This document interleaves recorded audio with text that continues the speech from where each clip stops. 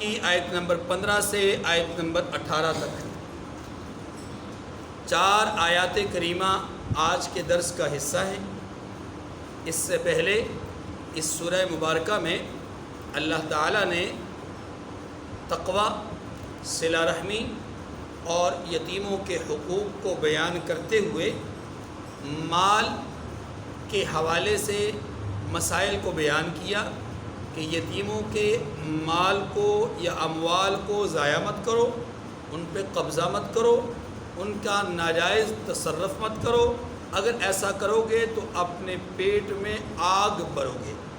پھر مال ہی کے مسائل کو بیان کرتے ہوئے مرنے کے بعد کے ترکے کے مسائل کو بیان فرمایا اور اس میں 4 طبقات کا ذکر کیا کہ ان کی جو وراثت میں حق بنتا ہے، حصص بنتے ہیں، ان کو بیان کیا۔ اولاد کے حصے کب کس صورت میں کتنے ہیں، والدین کے کب کس صورت میں کتنا کتنا حصہ ہے، میاں بیوی کا کن کن صورتوں میں کتنا کتنا حصہ ہے، اور اسی طریقے سے وہ مرد یا عورت جس کے اصول اور فروع باپ دادا وغیرہ بھی نہ ہوں، بیٹا پوتا وغیرہ بھی نہ ہوں، ایسے مرد یا عورت کا کیا وراثت میں مقام اور حصہ ہوگا۔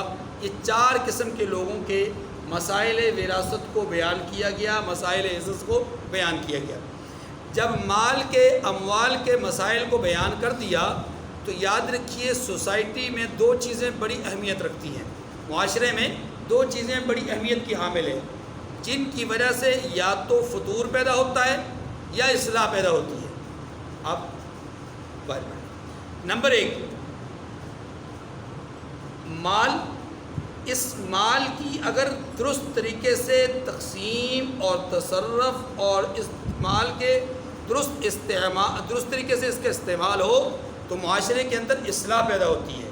اگر اس مال کا درست استعمال نہ ہو تو معاشرے کے اندر فطور پیدا ہوتا ہے۔ جیسا ابھی آج کے دن آپ باجوں کی آواز سن رہے ہیں، یہ مال کا بے جا تصرف ہے جس کے نتیجے میں معاشرے کے اندر فطور پیدا ہو رہا ہے، اصلاح نہیں پیدا ہو رہی۔ اچھا، اسی طریقے سے دوسری چیز انسان کی عصمت، انسان کی پاک دامنی ہے، حیا ہے، شرم ہے۔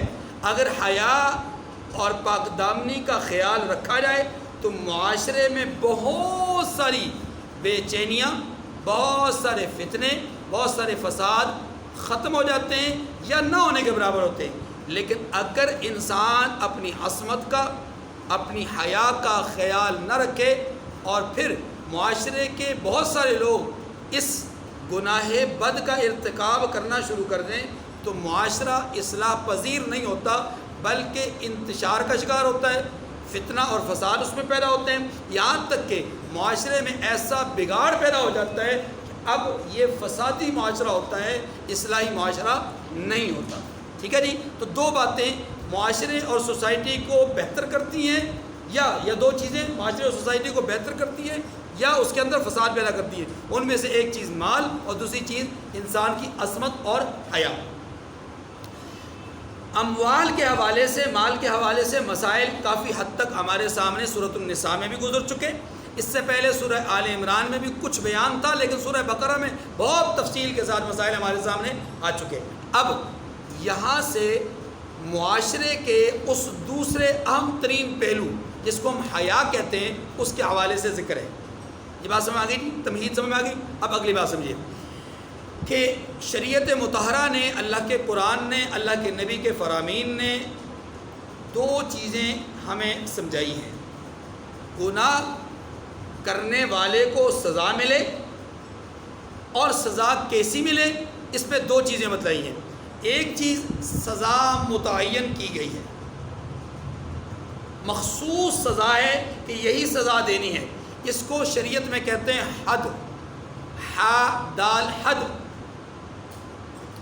دوسرا، شریعت نے متعین نہیں کیا کہ سزا یہی دینی ہے، لیکن یہ ضرور بتایا کہ شدید سزا دی جائے، سزا دی جائے، سخت سزا دی جائے، پکڑا جائے، عذاب مہین کا، یہ ساری باتیں کی گئی۔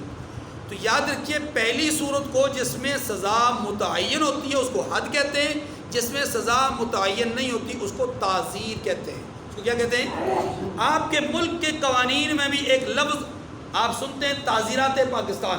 تعزیرات، تو تعزیرات پاکستان کا مطلب بھی یہی ہے کہ آپ کے ملک کے قانون اور ضابطے کے مطابق جو سزائیں، وہ سزائیں کیا کیا ہیں، کس کس جرم پر کیا کیا سزا ہے. لیکن چونکہ یہاں جرائم کی سزا بدلتی رہتی ہے معمولی معمولی فرق سے، پلک جھپکتے سزا میں تبدیلی ہو جاتی ہے. ایک آدمی نے جرم کھڑے ہو کر کے کیا، اس کی سزا کچھ اور ہے، بیٹھ کر کے کیا تو سزا اور ہے، اندھیرے میں کیا تو سزا اور ہے، روشنی میں کیا تو سزا اور ہے. چوری کی ہے، چوری اپنے کے گھر سے کی ہے تو سزا اور ہے، بیگانے کے گھر سے کی ہے تو سزا اور ہے. اور اس میں بہت ساری شکیں آ جاتی ہیں جن شکوں کے نتیجے میں سزاؤں میں تبدیلی رہتی ہے. اس لیے اس کا نام حد پاکستان نہیں ہے، تعزیرات پاکستان. بات باقی تھی، میں صرف لفظ کا مطلب سمجھا رہا ہوں. تعزیر، تعزیر کا مفہوم یہ ہے کہ ایسی سزا کا تعین کہ جس میں سزا متعین نہ ہو لیکن سزا کا تصور ہو، سزا کا تصور ہو لیکن متعین نہ ہو. اب یہ دو باتیں آپ کو سمجھ میں آ گئی کہ شریعت مطہرہ نے گناہوں کا ارتکاب کرنے والا یا گناہ کا ارتکاب کرنے والا جو آدمی ہو اس کے متعلق دو باتیں کہی ہیں. پہلی بات یہ کی ہے کہ گناہ کرنے والے کو توبہ طائب ہونا چاہیے.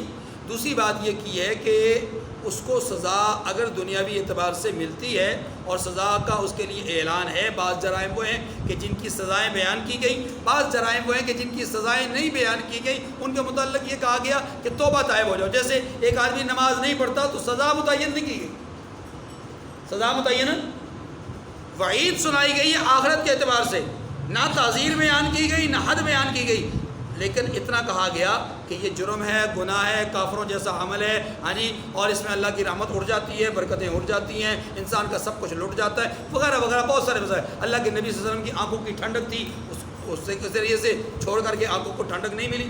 آپ کی معراج تھی، آپ نے اپنی معراج کو استعمال نہیں کیا وغیرہ وغیرہ. تو اب اس صورت میں ان تمام گناہوں کا ارتکاب کرنے والا آدمی، اس کے لیے ایک ہی راستہ ہے کہ وہ توبہ کرے اور اپنے اس گناہ پر ندامت کا، شرمندگی کا اظہار کرے اور جو گناہ کیا ہے اس کی تلافی کی کوشش کرے، جیسا کہ ابھی آپ کے سامنے آئے گا. لیکن دوسرا کام یہ بتلایا کہ اگر گناہ ایسا ہے کہ اس پر سزا ہے تو پھر سزا کی دو صورتیں ہیں، ایک سزا متعین اور دوسری سزا متعین نہیں لیکن سزا کا تصور ہے. پہلی صورت اس کو حد کہتے ہیں، دوسری صورت اس کو تعزیر کہتے ہیں. اتنی بات سمجھ آگے چلیں. شریعت مطہرہ نے بعض احکامات میں، تیسری بات تمہید کے طور پر عرض کروں، بعض چیزوں میں شریعت مطہرہ نے فوری طور پر فیصلے نہیں فرمائے بلکہ فیصلوں کو بتدریج آگے بڑھایا ہے. جیسے شراب کی حرمت کے فیصلے ہیں وہ بتدریج آگے بڑھا، 4 مراحل میں اس کی حرمت کو بیان کیا گیا. اسی طریقے سے سود کے مسائل کو بتدریج بیان کیا گیا، بہت باریک انداز میں. یہاں پر بھی اگر ہم دیکھیں تو جو بے حیائی کا ارتکاب ہے، بے حیائی کا لفظ میں بے حیائی کا ارتکاب کہوں گا، باقی مراد یہاں پر زنا ہے. مراد یہاں پر کیا ہے؟ صراحتاً زنا. تو لفظ زنا میں بار بار استعمال نہیں کر پاتا، بے حیائی کا ارتکاب کہتا ہوں. بے حیائی کے ارتکاب کرنے والے آدمی، مرد یا عورت کے لیے شریعت مطہرہ نے سزا متعین کی ہے، لیکن 2 اسٹیپس میں. پہلے اسٹیپ میں سزا کچھ بیان کی اور ساتھ ہی یہ اشارہ بھی دے دیا تھا کہ اس کی سزا بدل بھی سکتی ہے. تو پھر دوسرے اسٹیپ میں، دوسرے مرحلے پر آ کر کے سزا کو بدلا گیا اور وہ سزا متعین کر دی گئی. اب پہلا جو مرحلہ ہے اس میں کیا کہا گیا کہ اگر کوئی عورت بے حیائی کا ارتکاب کرے تو شریعت نے پہلے درجے میں جو سزا بتائی تھی وہ سزا یہ تھی کہ اسے قیدی بنا دیا جائے مرتے دم تک. اسے قیدی بنا دیا جائے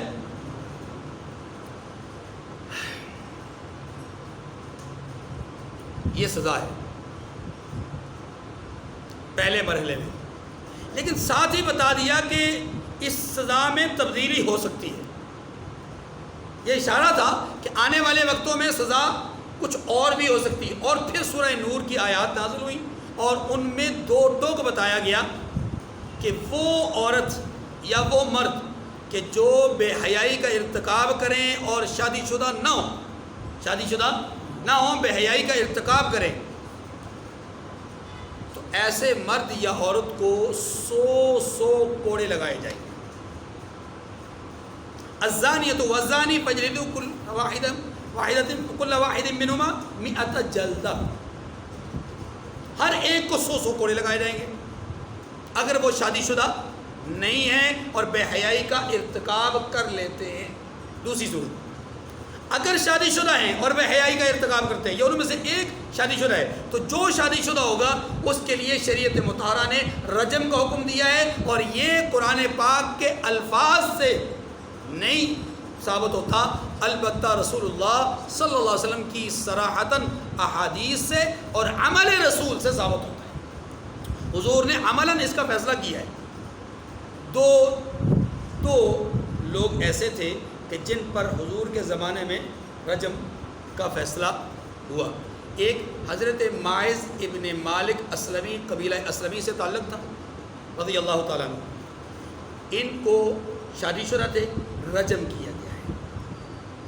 اور دوسرا قبیلہ غامدیہ کی ایک عورت تھی، اس نے آ کر بھی حضور صلی اللہ علیہ وسلم سے اپنے گناہ کا اقرار کیا تھا اور اپنی طرف سے جو بے حیائی کا ارتکاب ہوا تھا، میں لفظ اس کے لیے پھر وہی استعمال کروں، ارتکاب ہوا، جرم کا ارتکاب ہوا، گناہ کا ارتکاب ہوا، اس کے لیے آ کر کے اقرار کیا، 4 دفعہ اقرار کیا، تو حضور صلی اللہ علیہ وسلم نے اس عورت کو بھی وضع حمل کے بعد، اس کا مسئلہ تھا وضع حمل، تو وضع حمل کے بعد، بچے کی ولادت کے بعد اس کو سزا دی، اور یہی سزا تھی رجم۔ رجم کہتے ہیں کنکریاں مار مار کے، لوگ مل کر کے کنکریاں ماریں گے اور مارتے مارتے مارتے مارتے مارتے اس وقت تک نہیں پیچھے ہٹیں گے جب تک کہ ان کی روح پرواز نہ کرے۔ اس کو کہتے ہیں رجم، اس کو کیا کہتے ہیں؟ اور یہ شریعت مطہرہ کی سب سے زیادہ سخت ترین سزا ہے۔ آپ یک بارگی کسی کو موت کے گھاٹ نہیں اتار رہے، آپ مار کر کے چھوڑ نہیں رہے، آپ قیدی بنا کر کے چھوڑ نہیں رہے، آپ کوئی اور، بلکہ آپ چھوٹی چھوٹی، بڑے بڑے پتھر بھی نہیں، چھوٹی چھوٹی کنکریاں مار مار کے ان کو جو ہے وہ قتل کر رہے ہیں یا موت کے گھاٹ اتار رہے ہیں۔ انتہائی اذیت ناک، تکلیف دہ اور انتہائی قسم کا، سخت قسم کا فیصلہ ہے۔ یہی وجہ ہے کہ اس فیصلے پر دنیا کی لبرلز جو طاقتیں ہیں یا جو قوتیں ہیں یا جو لوگ ہیں، جو طبقات ہیں یا جو مستشرقین ہیں، ہاں جی، اور جو اغیار کے نظاموں سے بہت زیادہ متاثر ہوتے ہیں، وہ لوگ اس پر اعتراض کرتے ہیں کہ یہ اسلام کی بڑی وحشی قسم کی سزا ہے، لفظ استعمال کرتے ہیں وحشی سزا۔ میں اس کے بھی آپ کو آگے بتاتا ہوں، اس کا نتیجہ بھی بتاتا ہوں کہ کن صورتوں میں یہ ایسا ہوتا ہے۔ اب یہ سمجھ لیجئے کہ شریعت مطہرہ نے اس بے حیائی کا ارتکاب کرنے والے کے لیے ان آیات کریمہ میں جو سزا بیان کی وہ یہ تھی کہ 1 سال اس کو قیدی بنا دیا جائے ہمیشہ ہمیشہ کے لیے، یہ ایک صورت۔ اچھا، اسی کی ایک دوسری صورت بھی تھی اور وہ یہ تھی کہ قیدی نہ بنایا جائے بلکہ جلا وطن کر دیا جائے، 1 سال قیدی بنایا جائے پھر جلا وطن کر دیا جائے، یہ بھی ایک صورت تھی۔ لیکن یاد رکھیے، میں نے عرض کیا کہ اس میں آنے والے وقت کے لحاظ سے پیشن گوئی کر دی گئی کہ آنے والے وقت میں فیصلہ تبدیل ہو سکتا ہے، اور سورۃ النور میں پھر تبدیل ہو گیا۔ اب یہ فیصلہ باقی نہیں ہے جو یہاں پر فیصلہ ہے۔ فیصلہ کون سا ہے؟ اب شریعت کا اٹل فیصلہ ہے اور اس کو کہتے ہیں حد، جیسا کہ میں نے عرض کیا۔ اور وہ اٹل فیصلہ کیا ہے کہ غیر شادی شدہ آدمی اگر بے حیائی کا ارتکاب کرے گا، مرد ہو یا عورت، اس کو 100 کوڑے لگائے جائیں گے، اور اگر یہ شادی شدہ ہوں اور بے حیائی کا ارتکاب کریں انہیں رجم کیا جائے گا۔ اتنی بات سمجھ آ گئی؟ اب اگلی بات، سزا کب دی جائے گی؟ سزا کے لیے ثبوت کیا ہے، یعنی کیا چیز؟ یہاں شریعت مطہرہ نے ایک زبردست قسم کے پہرے داری کی ہے، اور وہ کیا ہے؟ توجہ، شریعت نے بہت سارے گناہوں میں یا بہت سارے معاملات میں بہت سارے احکامات میں گواہ طلب کیے ہیں، اور ان گواہوں کے متعلق یہ کہا ہے کہ 2 گواہ کافی ہیں، مرد ہوں تو 2 گواہ کافی ہیں، اور اگر مرد نہ ہو، ایک مرد ہو تو فرمایا ایک مرد ہو اور 2 عورتیں ہوں، یعنی اصولی درجے میں 2 گواہ کافی ہیں تمام مسائل اور معاملات اور احکامات میں۔ زنا، بے حیائی کا ارتکاب کرنا ایک ایسا جرم ہے کہ شریعت نے اس کے ثابت کرنے کے لیے 4 گواہ مانگے ہیں۔ سزا سخت ہے نا، سزا سخت ہے، تو گواہ بھی 4 مانگے ہیں، 1 نہیں، 2 نہیں، 3 نہیں، 4۔ اچھا، ان کے لیے شرائط کیا ہیں؟ ان گواہوں کے لیے شرائط کیا ہے؟ پہلی شرط یہ ہے کہ ان 4 گواہوں نے اپنی آنکھوں سے بے حیائی کا یہ معاملہ اپنی آنکھوں سے ہوتا ہوا دیکھا ہو۔ ایسا نہیں کہ میں نے دیکھا اور میں نے ان کو کہا کہ اس نے ایسا کیا یا انہوں نے ایسا کیا، اور یہ میری فیور میں کھڑے ہو کر کے گواہی دے رہے ہیں، یہ میری فیور میں کھڑے ہو کر کے گواہی دے رہے ہیں کہ چونکہ مولوی صاحب نے کہا ہے تو بات سچ ہوگی، حاجی صاحب نے کہا ہے تو معاملہ سچ ہوگا، یا بھائی کہہ رہا ہے، سگا بھائی کہہ رہا ہے تو معاملہ سچ نہیں۔ نہ بھائی کا اعتبار، نہ باپ کا اعتبار، نہ بیٹے کا اعتبار، نہ کسی اور خامد کا اعتبار، کسی کا کوئی اعتبار نہیں ہے۔ دیکھنے والی آنکھیں 4 لوگوں کی چاہیے، یہ پہلی شرط ہے۔ اچھا، اسی میں اگلی بات، اگر عدالت میں گواہی دیتے ہوئے 4 میں سے ایک آدمی مشکوک بات کر دے، صراحتاً نہ کہے، مشکوک کہے کہ مجھے ایسے لگتا ہے کہ میں نے یہ کام ایسے ہوتے ہوئے دیکھا ہے، میرا خیال ہے کہ ایسا تھا۔ اگر کوئی آدمی اس طرح کی خیال کی بات بھی کرے گا، شک کی بات بھی کرے گا، تو شریعت نے کہا ہے کہ اس شک کی وجہ سے وہ سزا ختم، اس شک کی وجہ سے وہ سزا۔ اچھا، پھر اگلی بات بھی سمجھ لیجیے گا، ان کی تو سزا ختم، لیکن ان کی سزا شروع۔ اس کو کہتے ہیں حد قذف، بہتان باندھا ہے تم نے۔ کیا باندھا ہے؟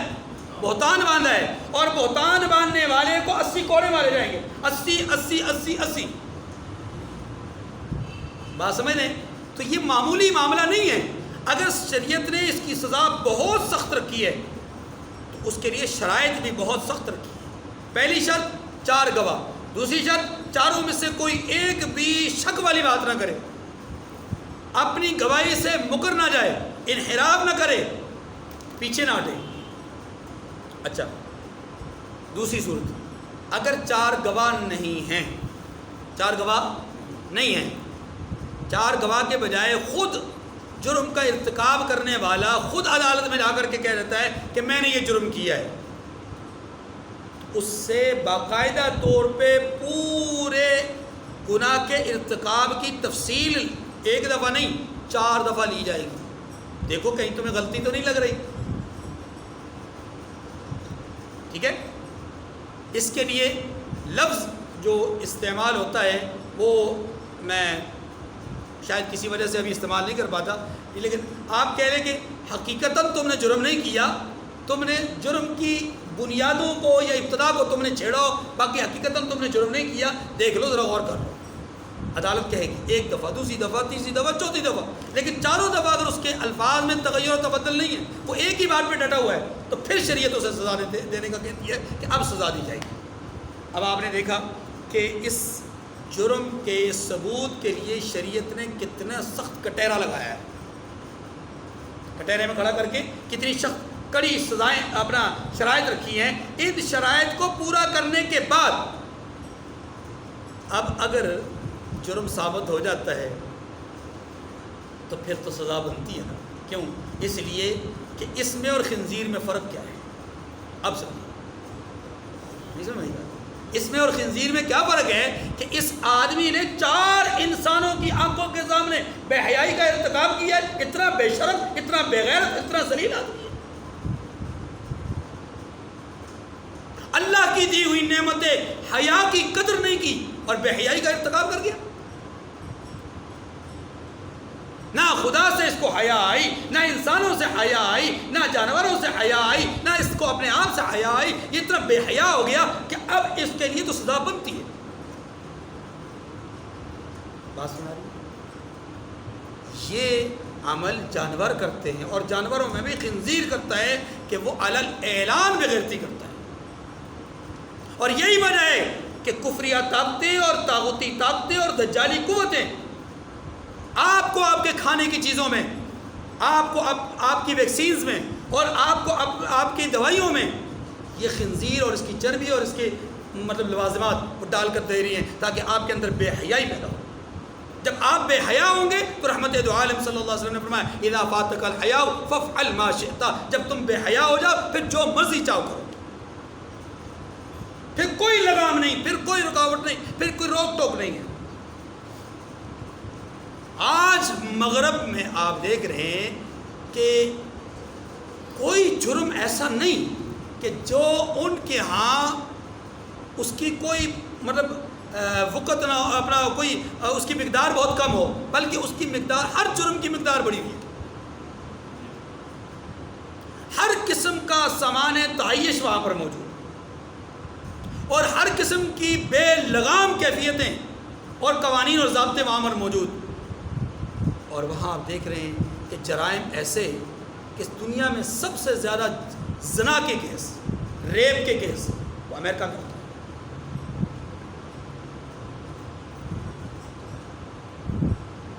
آپ یورپ کے اندر دیکھ لیں، بہت سارے ممالک ایسے ہیں کہ جہاں پر ہم جنس پرستی کا ایک بہت زیادہ نظام ہے، اور نہ صرف نظام ہے بلکہ وہاں کے پارلیمنٹ سے، برطانیہ کے پارلیمنٹ میں کیا قانون کو اپنا منظور نہیں کیا، قانون نہیں بنایا کہ ہم جنس پرستی جائز ہے.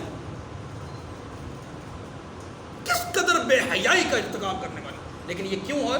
اس لیے کہ ان کی خوراک میں خنزیر ہے. اللہ نے خنزیر کو اسی لیے نجس العین قرار دیا ہے.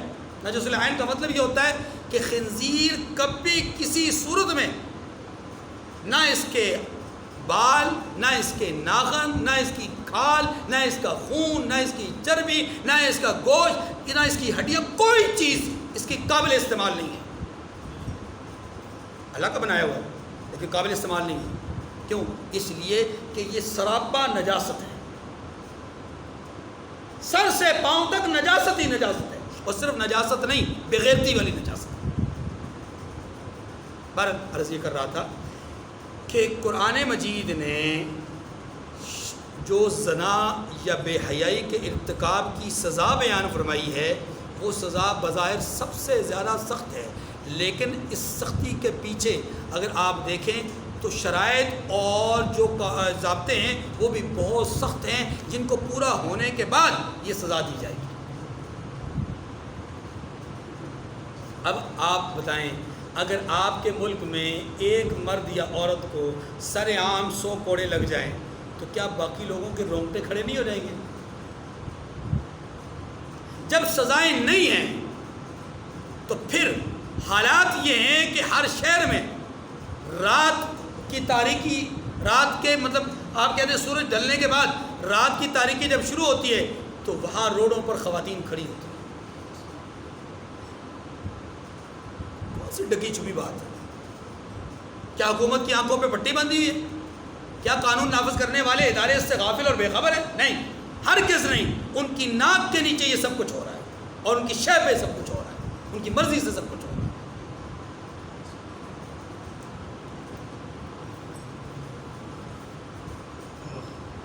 تو شریعت نے بے حیائی کا ارتکاب کرنے والے کے لیے ابتدائی سزا کا یہاں پر ذکر کیا، پہلی بات. دوسری بات پھر یہ کہا ہے کہ اگر یہ توبہ کر لیں، اگر یہ توبہ کر لیں، اللہ توبہ قبول کرنے والے ہیں. اللہ توبہ، یہاں تو یہ بات ہے، لیکن اصل بات سمجھیے گا.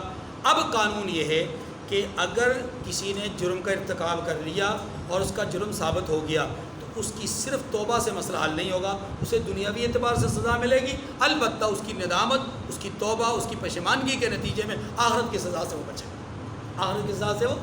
اسی لیے تو حضرت معاذ اسلمی رضی اللہ تعالیٰ عنہ حاضر خدمت ہوئے کہ طہرنی یا رسول اللہ. کیا الفاظ تھے؟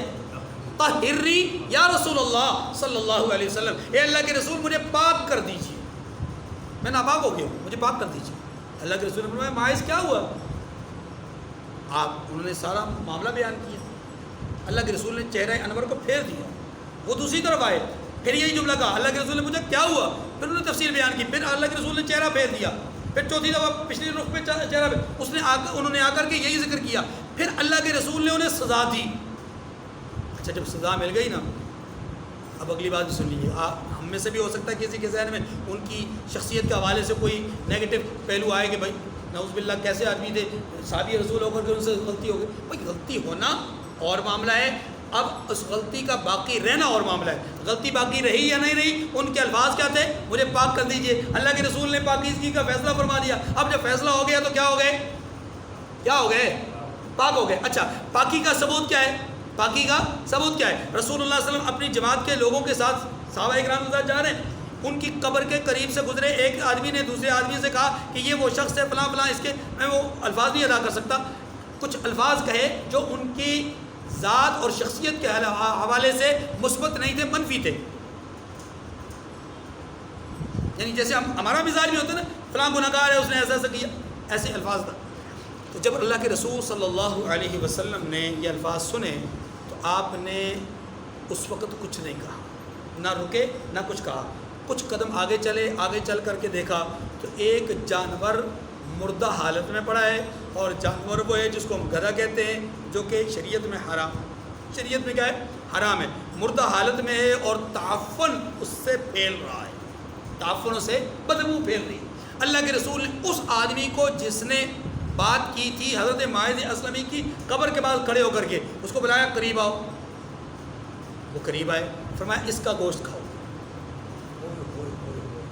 اللہ کے رسول صلی اللہ علیہ وسلم نے جب یہ فرمایا تو عرض کی کہ یا رسول اللہ گدھا حرام، مردہ حالت میں، اور وہ بھی متعفن، اور آپ مجھے حکم فرما رہے ہیں کہ میں اس کا گوشت کھاؤں۔ فرمایا اس گوشت کا کھانا ہلکا ہے اس بات سے جو تم نے ماعز اسلمی کے لیے کی ہے، یعنی وہ جو جرم کیا ہے وہ جرم اس سے زیادہ شدید ہے، اس سے زیادہ سخت ہے۔ جانتے ہو ماعز کی حالت کیا ہے، ماعز کی توبہ کو اللہ نے ایسے قبول فرمایا کہ اگر اس توبہ کو پورے مدینے کے لوگوں پر تقسیم کر دیا جاتا تو سب کی مغفرت ہو جاتی، اتنا اخلاص تھا۔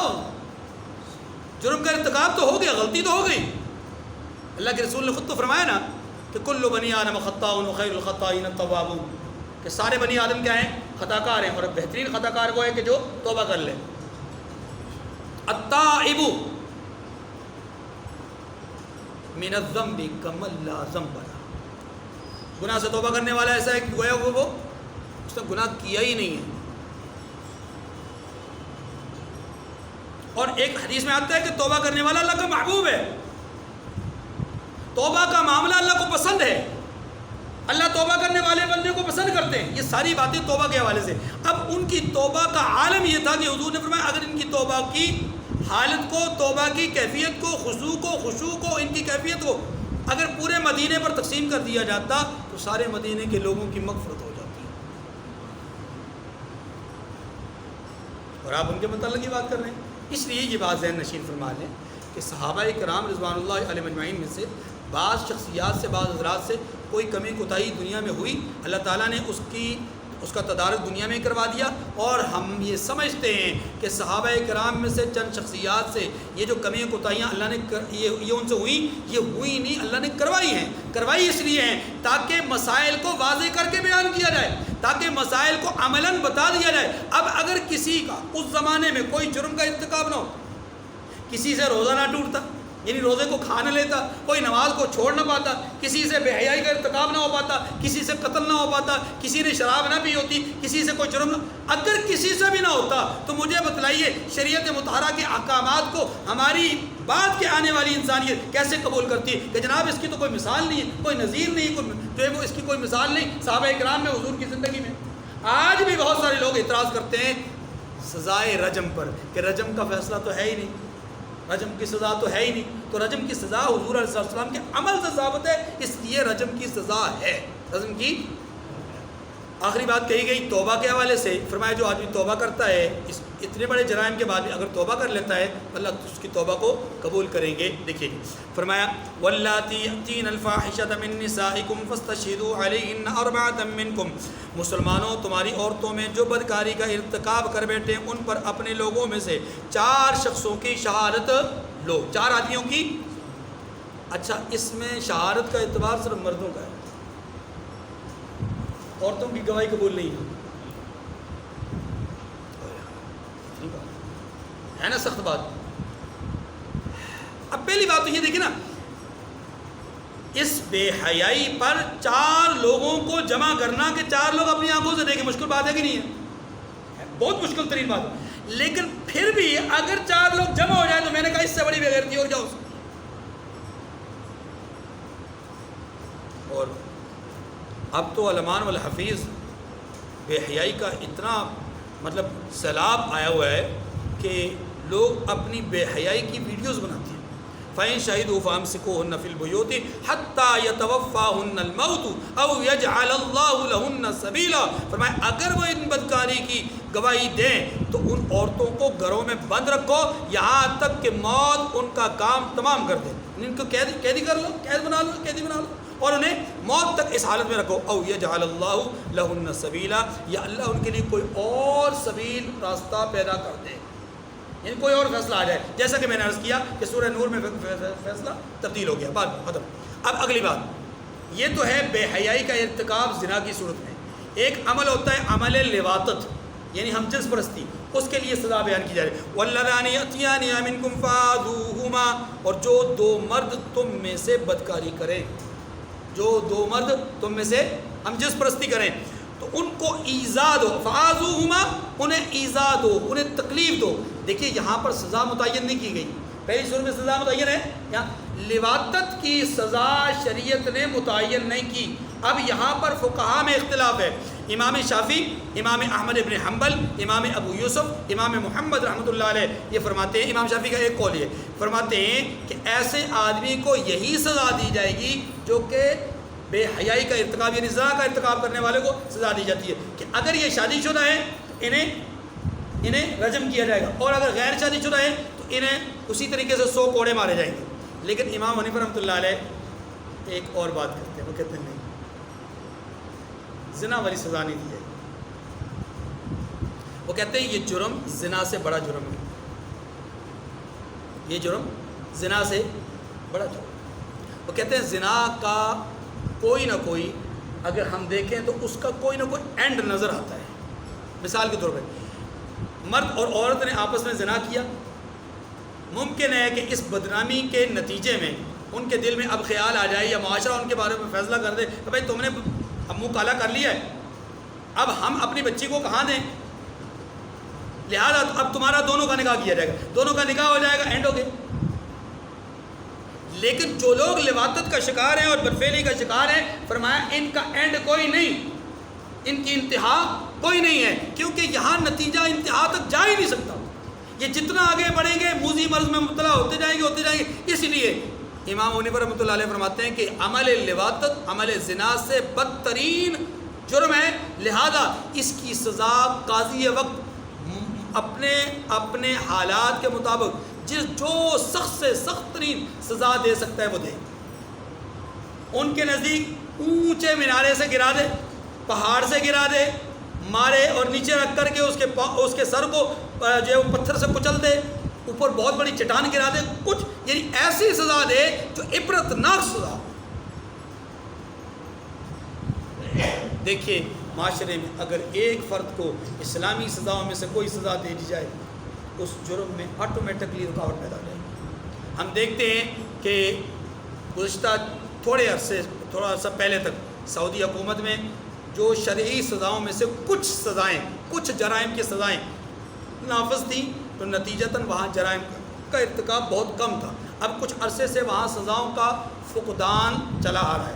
نتیجتاً کیا ہے، بے پردگی عام ہوتی جا رہی ہے، اور اب تو باقاعدہ طور پہ عورتوں کو گاڑیوں کے لائسنس اور عورتوں کو ہوٹل پہ مطلب اس طرح کے معاملات اور کلب بن چکے ہیں، اور مطلب بے حیائی کے سارے وہ جو مراکز تھے، وہ جو چیزیں تھیں وہ ساری وہاں پر اب عام ہو رہی ہیں. تو اب وہاں پر آپ دیکھیں گے کہ جرائم دن بدن بڑھتے جائیں گے، کم نہیں ہو سکتے.